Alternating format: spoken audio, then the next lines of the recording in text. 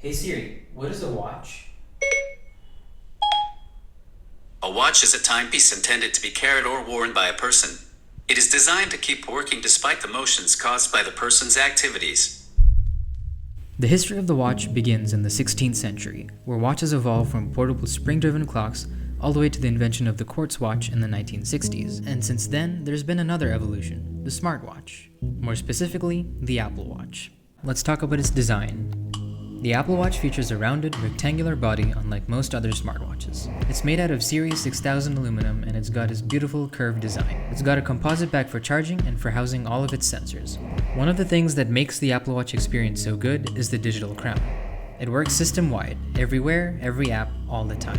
On the front is the beautiful curved glass OLED display that practically blends into the frame, making it seem like a singular object.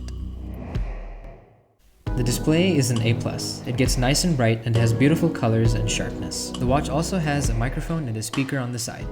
The bands that come with the watch are soft and can be easily swapped out for other bands. The Apple Watch is small and lightweight and fits comfortably on the wrist. Make it brighter in here. Now let's talk features. Now I'm not going to talk about every single feature this watch has, but instead the ones that made it worth it to me. Having rich notifications on the watch is great, allowing you to quickly reply to texts, emails, or tweets. It's great to be able to quickly scan through an email or read small, short ones right on your watch. Since the Apple Watch is meant for simple and quick interactions, I'm happy to report that everything is nice and snappy. Everything from scrolling, opening apps, multitasking, everything is smooth.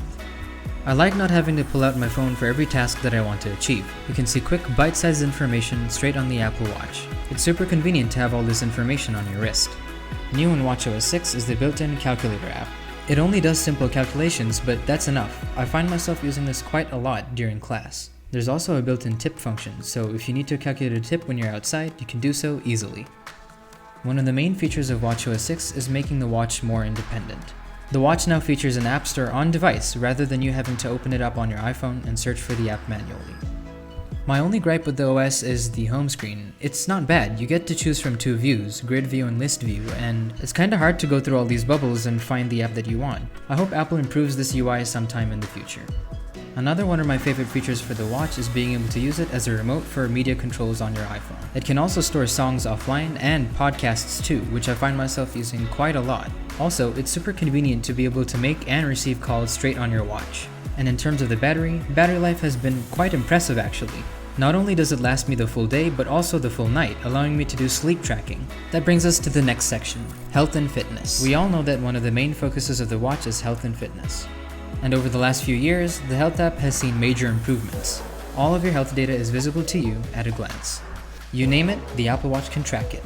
The Apple Watch is an excellent activity tracker, and I've been using it to track all my gym workouts for the past 2 weeks. Tracking is accurate, and the awards and reminders are like tiny motivation boosts to keep you going. I've also set the watch up to remind me to drink water, because let's face it, we're not drinking as much water as we should be. The watch is swim-proof and also tracks swimming workouts, which is another big plus. Finally, that brings us to timekeeping. What good is a watch if you can't keep track of your time? Apple's new Reminders app is much better than it was before, and I find myself using this to keep track of all the things that I have to do. Also, there's a plethora of watch faces that you can choose from. Everything ranging from colorful, scenic, playful, minimalistic, utilitarian, you name it. There's so much to choose from. By far, one of my favorite watch faces is the Siri watch face. And if you want to keep track of your activity, there's 2 different activity faces that you can choose from. If you're looking for a smartwatch to buy for your iPhone, well, I guess the Apple Watch is really the only way you can go.